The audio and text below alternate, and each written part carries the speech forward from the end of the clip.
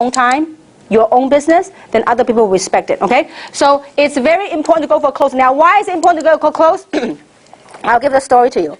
Once upon a time, there's a very rich Texan. I mean, he lives in Texas, multi-gazillionaire, okay? And he's a little bit bored with life, and he wanted to do some experiments.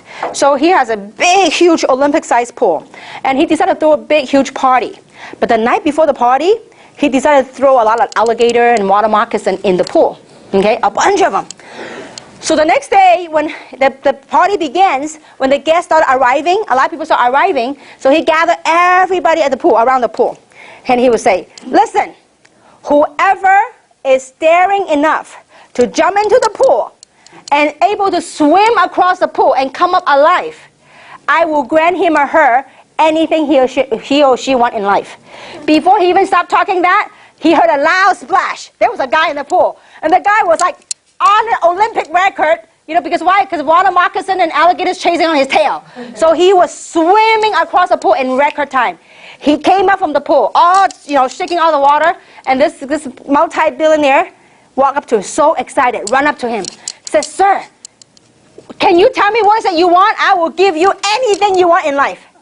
And this guy says, before you give me anything I want in life, I want to find out the name of that dude who pushed me into the pool.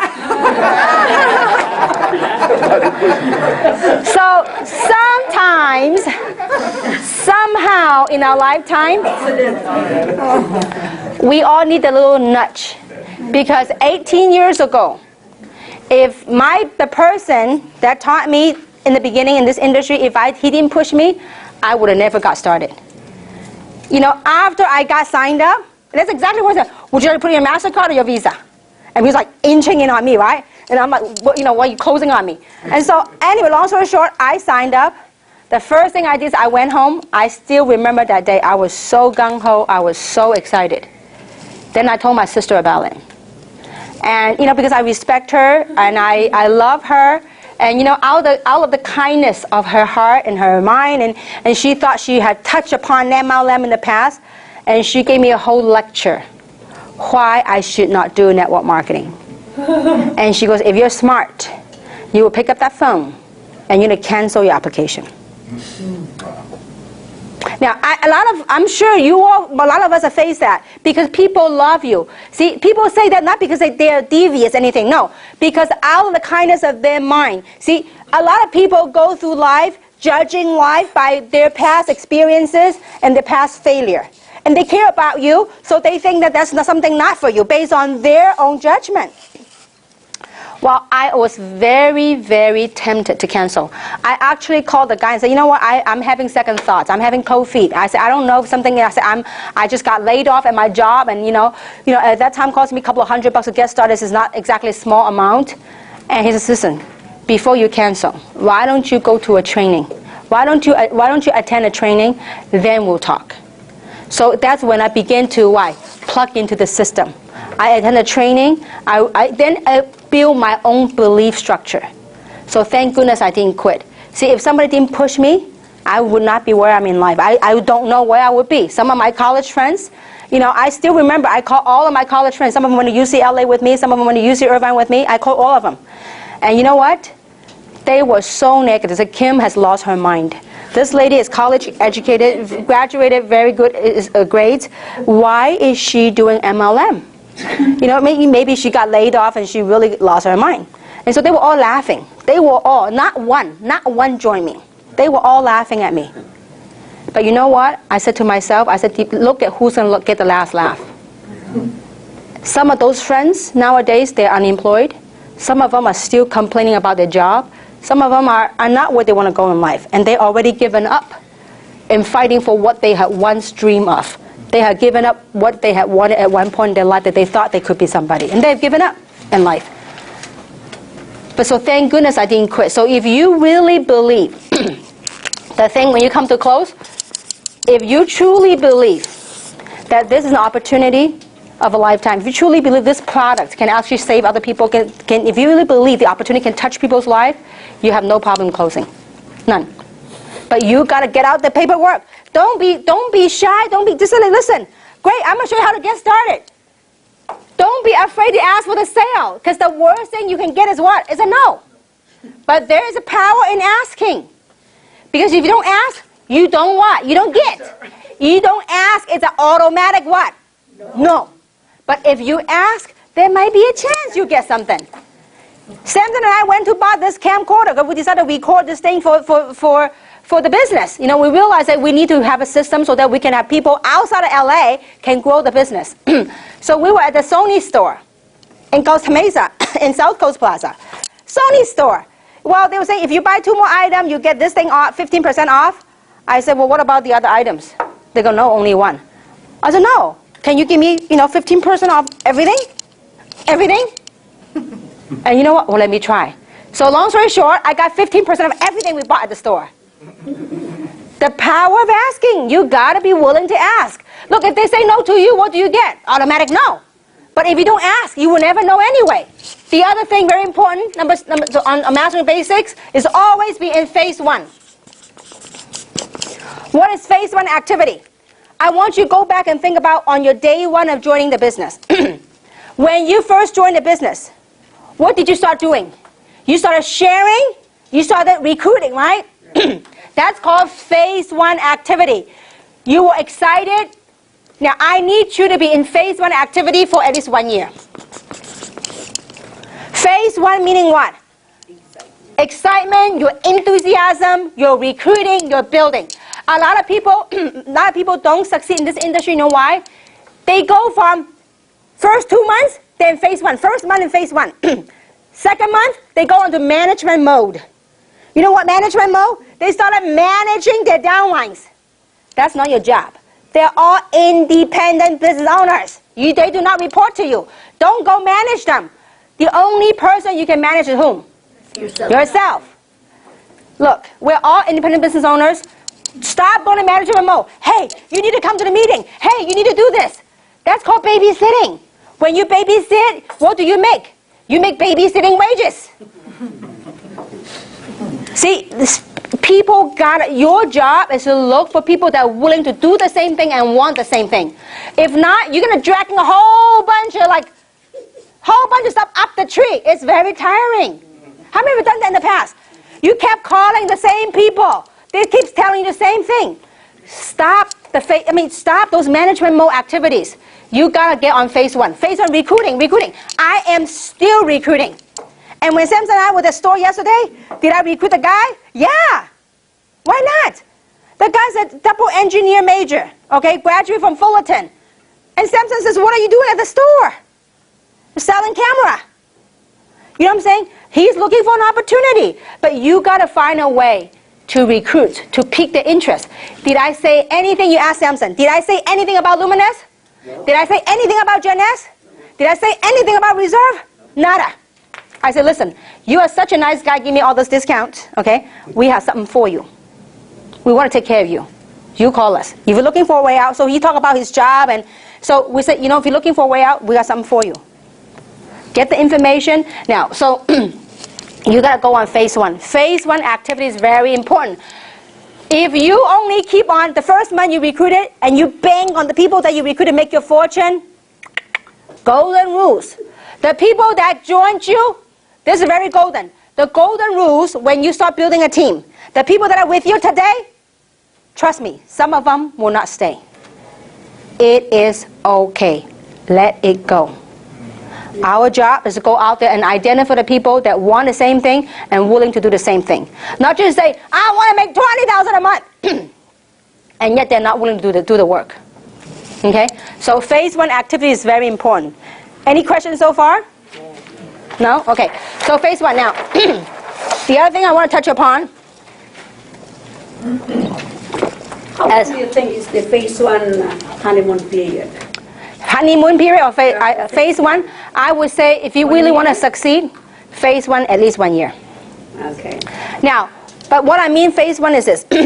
You always recruit. I'm always recruiting. I'm still recruiting, okay? But when you have people as a leader, when you recruited as a good one that they really wanted, they're really active, they have strong desire, then you chase them. You work with them. You tap their network. Because this is very important. You are phase 1. Now see, When you first join the business, 100% your activity is phase one, recruiting. But once you got some people going, guess what? You got to support your team. Now, if your team wants it, see, I'll give you an example.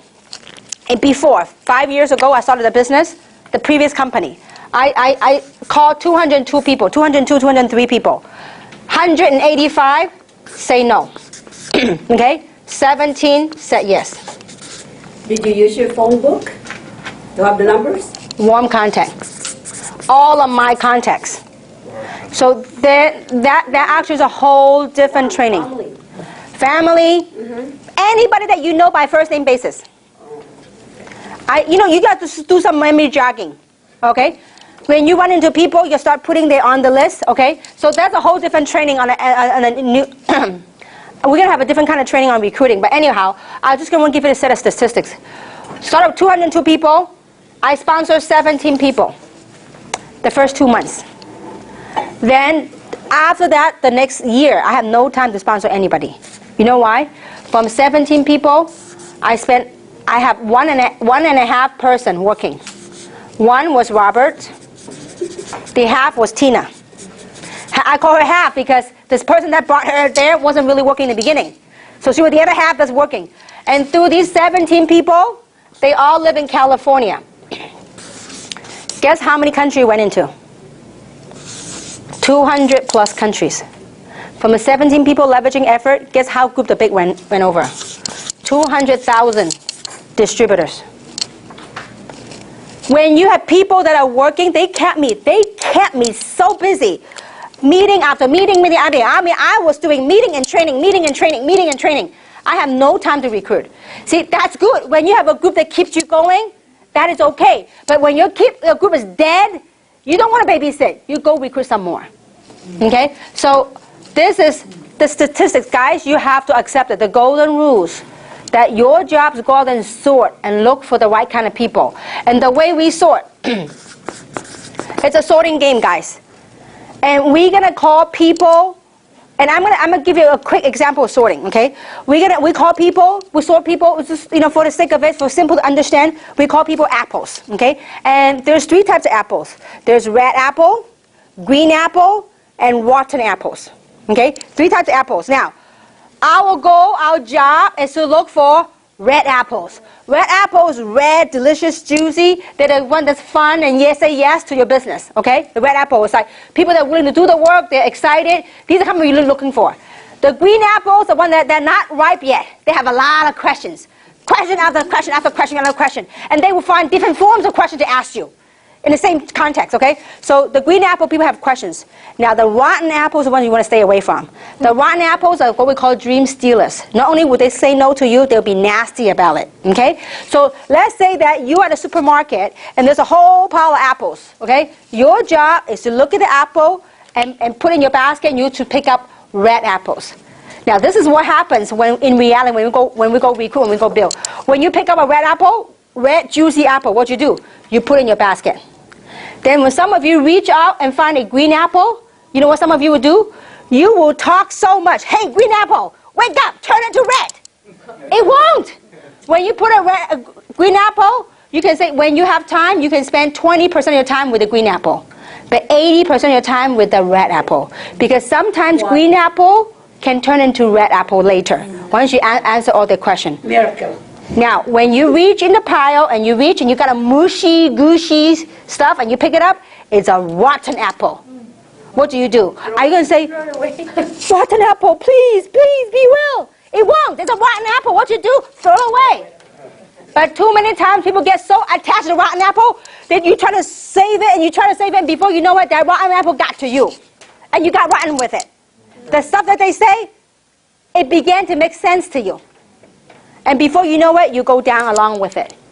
But our job, this is how you not get emotional attached to it. Your job is to look for red apples. People that want red apples, people are excited, people have enthusiasm, people have the right attitude. People want to do something with life because there's so many people out there, they want nothing out of life. They are happy with whatever, that's fine. But you want to look for people that want to go somewhere in life. So you're out there looking for red apples. Okay? So what did I do? I sort. Do you know how many rotten apples of 185 people? A lot. Like 150 were rotten ones, real rotten. Some are really bad. So what did I do? I tossed them so fast. I don't even recall what they said. At the time it was so bad, I said, adios, bye, go next one. But a lot of people, they don't understand the power in the numbers. It's not what these 17 people did, but it's whom they led me to. It's not what some of them did.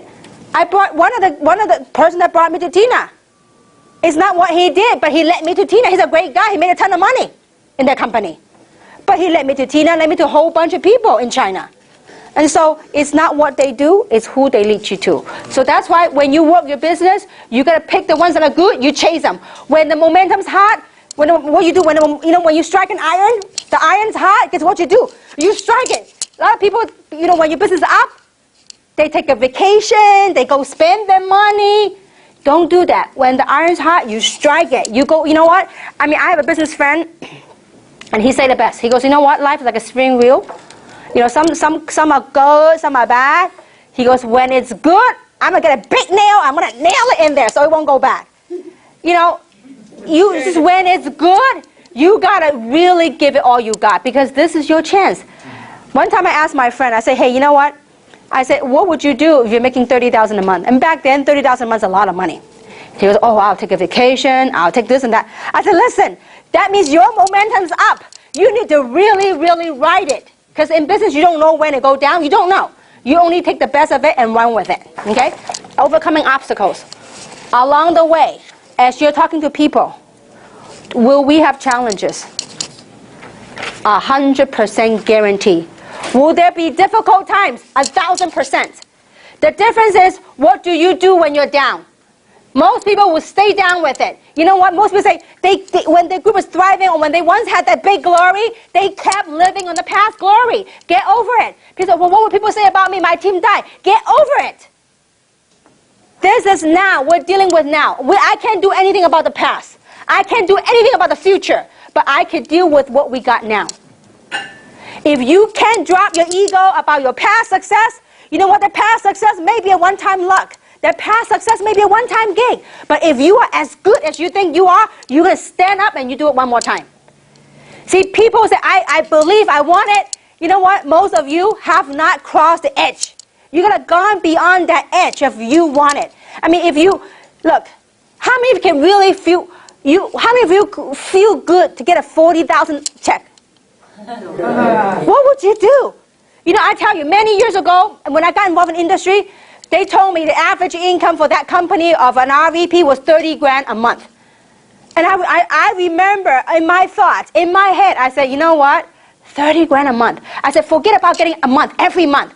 If they give me one check, one time for 30 grand, that will help me solve a lot of problems. How many relate to that? Yes. Yeah. It is a huge, these things now become a number to me. Don't get me wrong, it's a huge blessing. This is a huge blessing. What kind of business gives you that kind of return? But see, everybody wants it. But are they willing to do what it takes? See, this is something that it's a very fine line. We have to really tweak it. You have to really, really, really get it. I want it. I want to change my life. I want it. I want it. But when the very first time a challenge, you get knocked down, you stay down, and that is it. Then what happened to your dream that you once wanted? What happened to that thought you once had it? Listen, money, people, things, material, people can take away from you. But one thing they can't take away from you is right between your two ears. If you're strong, you know what you want out of life, don't let anyone talk you out of it. Don't let nothing. You just got to get to that point of no return. When you get to that point, you have crossed a boundary, you have crossed a line, you said, this is it, this is what I want. And I want to say this, and I don't want to come off the wrong way. I have a very, very, very loving family. I have 3 sisters. And all 3 of them were opposing me to the max. The word opposing is an understatement. They opposed me of doing MLM for many, many, many, many years. To a point where they will call me every day to tell me to quit. Every day. if my older sister were here, and one of these days at the event she would tell you, you know what, my sister, that poor kid, I only wish she would quit. Because she would call me every day to tell me to quit from Hong Kong. Every day. At 3 o'clock in the morning, I know it was her. And until it gets to point now, she's a wonderful, loving person.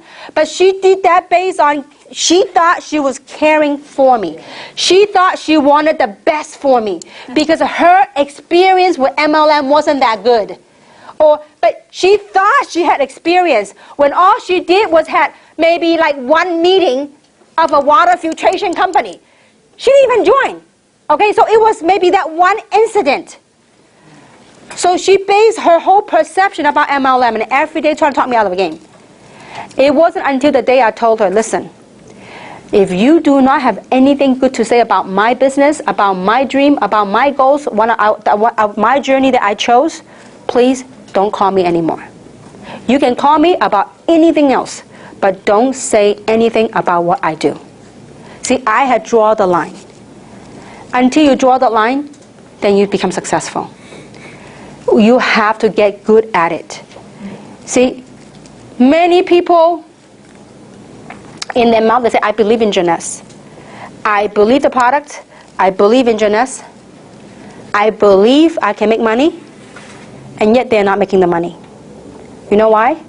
What you say, what you think, and what you do are two different things.